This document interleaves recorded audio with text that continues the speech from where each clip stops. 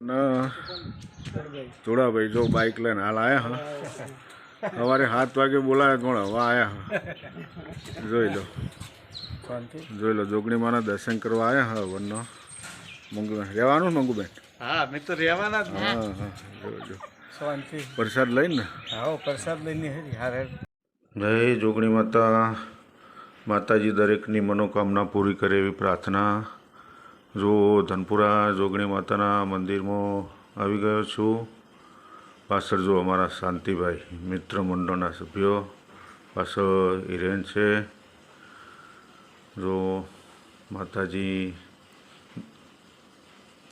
જોગણી માતાજી બાજુમાં રામદેવ પીર ભગવાનનું મંદિર છે માતાજી દરેકની મનોકામના પૂરી કરે અમારા ગોર બાપુ છે મહારાજ અને બહુ સારા મહારાજ છે જો સુનિલભાઈ તેમના ધર્મપત્ની માતાજીની પૂજા કરે છે માતાજીના હવન ચાલુ છે જોગણી માતાનું સ્થાપન છે માતાજીનું તો માતાજી દરેકની મનોકામના પૂરી કરે જો પાછળ મહિલા મંડળ બેઠું છે માતાજીના દર્શન કરવા હવનમાં પાછળ મારા મિત્રો ઊંચા નીચા થઈ રહ્યા છે જોઈ લો રમેશભાઈ બંને રમેશભાઈ જોડે જોડે બેઠા છે અને જોઈ લો ગરમી તો છે જબરજસ્ત બફારો વરસાદ થયો નહીં પબ્લિક સો પણ ગરમીમાં જો આ બંને રમેશભાઈ માતાજીના દર્શન કરો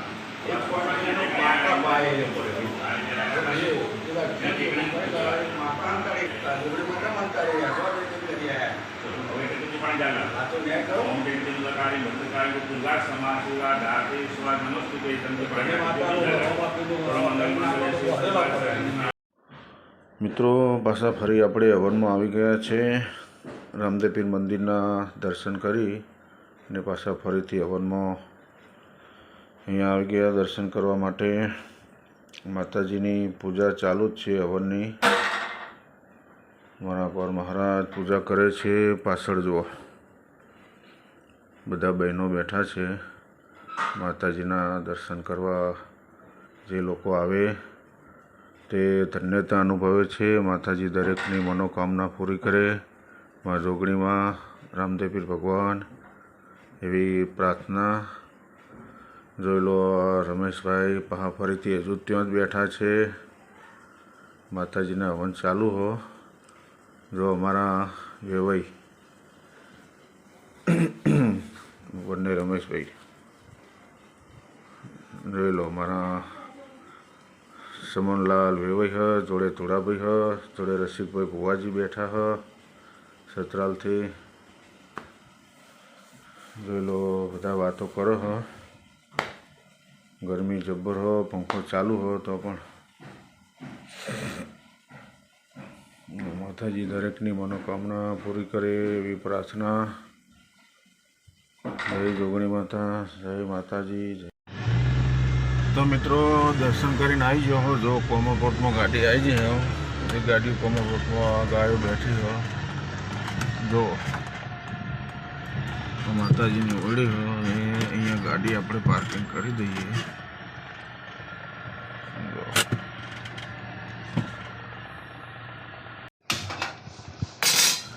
જો મિત્રો ગેસ ચાલુ કરી દીધો હોય તેલ આપણે વેરી દીધું તો ઓલરેડી અંદર જો આ તો જ અંદર લવિંગ આપણે અંદર નાખી દીધા હા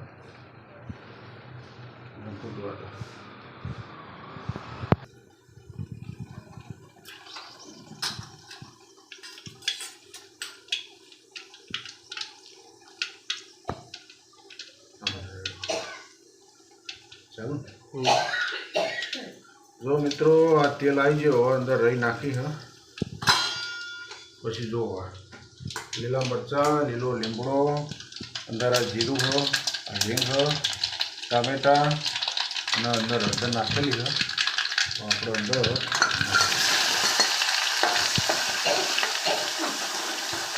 ગેસની ફ્લેમ આપણે ધીમી કરી દઈએ. જો અંદર નાખી દઈએ એટલે એનો કલર આવી જાય.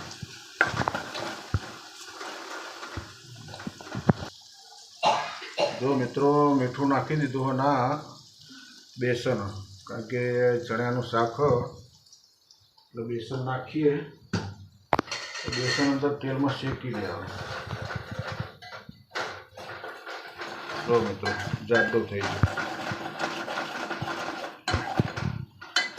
જેથી કરીને જો મિત્રો બેસન એકદમ જાડો થઈ ગયો એટલે એમાં શેકી જવા થોડું પાણી વેરવાનું, એટલે ગઠ્ઠો બેસનનો થઈ જાય, બેસનનો ગઠ્ઠો ના થાય એટલા માટે જોઈ લો એકદમ ડબલો થઈ ગયો. જો મિત્રો આ તીખું મરચું હો, જેવું તીખું ખાતા એ પ્રમાણે નાખવાનું. આ કાશ્મીરી મરચું, કારણ કે બેસન થોડું કાશ્મીરી મરચું વધારે નાખવાનું, કલર આવી જાય અને હળદર જરૂર પડે એ થોડી નાખી દેવાની. પછી આપણે જોઈ લઈએ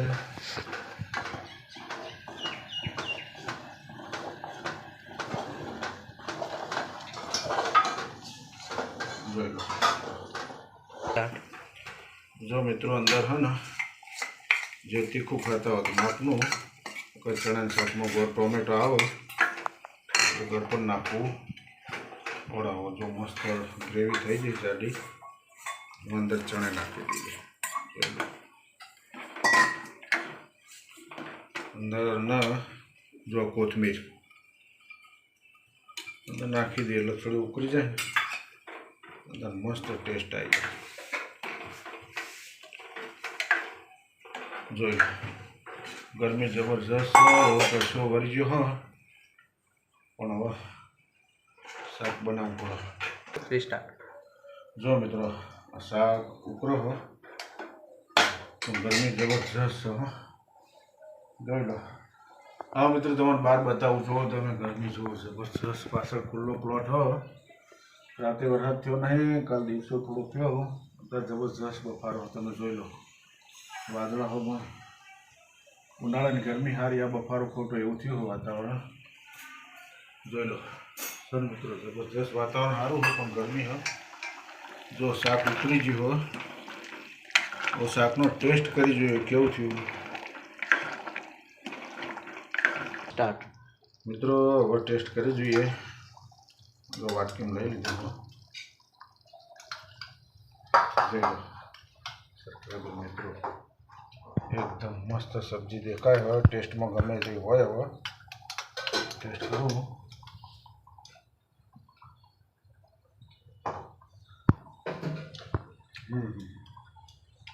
સુપર બન્યું. અમારે મેડમનો ટેસ્ટ કરાવીએ, ખબર પડે. નખવાનું કોઈ